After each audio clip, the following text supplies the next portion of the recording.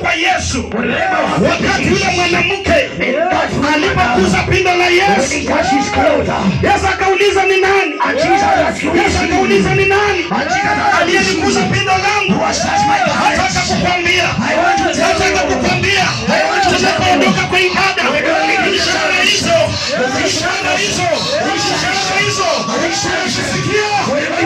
imepungua. Unaenda wapi?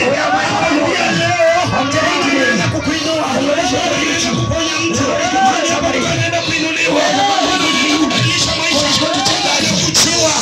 Leo unapitia Bwana neema na kutangazia leo mambo yanaenda kubadilika.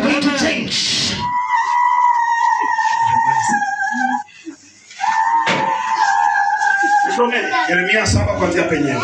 Jeremiah chapter number 7 beginning from verse number 1. Neno hili ndilo lililomjia Yeremia kutoka kwa Bwana kusema, simama langoni pa nyumba ya Bwana. Maandiko inasema kwamba neno hili ndilo lililomkujia Yeremia, simama langoni kwa nyumba ya Bwana. This is the word of the Lord that came to Jeremiah, said, stand at the door of the Lord. Asimame pale mlangoni.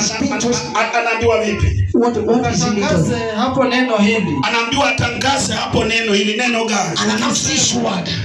Ukisema, sikilizeni neno la Bwana ninyi nyote wa Yuda. Akisema sikilizeni ninyi nyote wa Yuda mnaoingia katika malango haya kumwabudu Bwana. Endelea.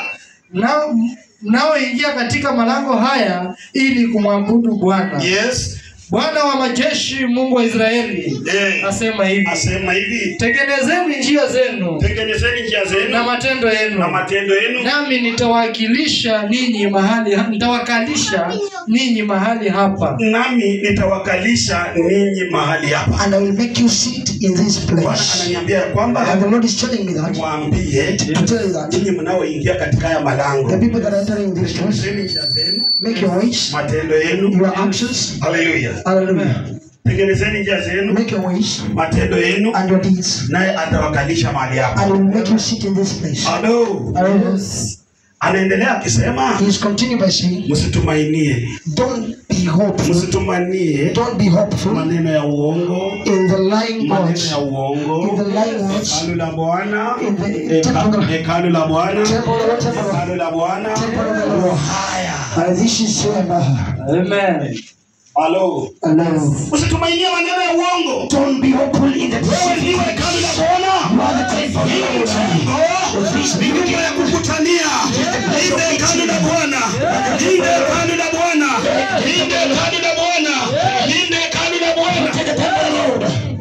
Hello. Amen. Wanacheka sana. I always laugh too much. Naweza kutana na mtu, I can meet with somebody, akakwambia kwamba kanisa letu si nzuri. Tell me that our church is not good. Watu wakiwa wameondoka, hawako katika kanisa, they are not in the church. Mimi huwa nafungua mlango, I always open, naanza kutembea, and I start walking. Naangalia upande huu, naangalia upande huu, ni wapi pabaya, I'm looking which area is it.